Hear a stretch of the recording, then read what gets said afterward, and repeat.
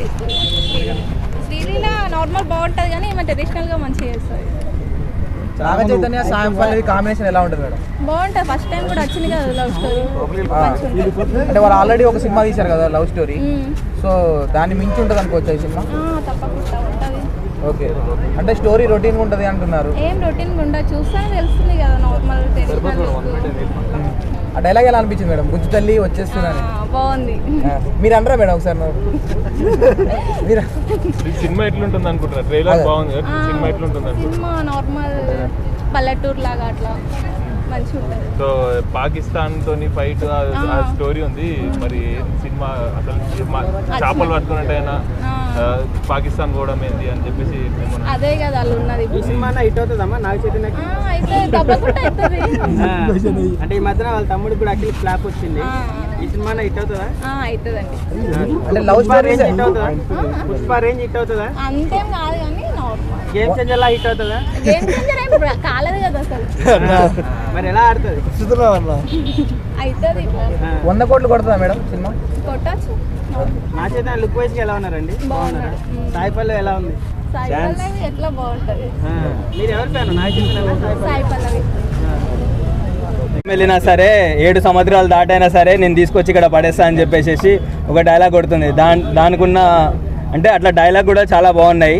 And దాంతోపాటు మన Sai Pallavi dance ఇంకా మనం చెప్పాల్సిన అవసరం లేదు, ఇచ్చి పడదింగుతుంది. ఇంకా ఏదైనా సరే ఇప్పుడు మన తండెల్ మూవీ గురించి మాట్లాడాలంటే Thandel double money and block buster మొత్తం హిట్ అయిపోతుంది సినిమా, ఎక్కడికక్కడ రికార్డ్స్. మరి మన పుష్ప అంతా కాకపోయినా సరే నాగ చైతన్యకి మాత్రం తన కెరియర్లో ఒక బెస్ట్ మూవీగా మిగిలిపోతుంది. 100 కోట్లు కొట్టే అవకాశాలు ఉన్నాయి బ్రో? కొట్టొచ్చా? ఫస్ట్ డేనే కంపల్సరీ రావచ్చు 100 కోట్లు. ఎట్లా చూసుకున్నా ఒక 500 crores వరకు అయితే రావచ్చు అన్న సినిమాకి అయితే. అంటే Amaran cinema block buster real story, Thandel కూడా రియల్ స్టోరీనే. బ్లాక్ బస్టర్ అవి అవకాశాలు ఎక్కువ ఉన్నాయా? సాయి పల్లవి ఉంది కాబట్టి కంపల్సరీ అవుతుంది అన్న, ఎందుకంటే మన lady power star Sai Pallavi గారు ఉన్నారు అండ్ దాంట్లో మన నాగ చైతన్య గారు ఉన్నారు. సో మనం హిట్ కాదు, బ్లాక్ బస్టర్ కాదు, దానికన్నా మించే అవుతుంది. ఎందుకంటే మనం వరుసగా నాగ చైతన్యకి చాలా ఫ్లాపులు చూస్తున్నాం. అండ్ ఈ సినిమాకి మన అల్లు అరవింద్ గారు ప్రొడ్యూసర్ గారు మన డైరెక్టర్ గారు అందరూ చాలా కాన్ఫిడెంట్గా ఉన్నారు.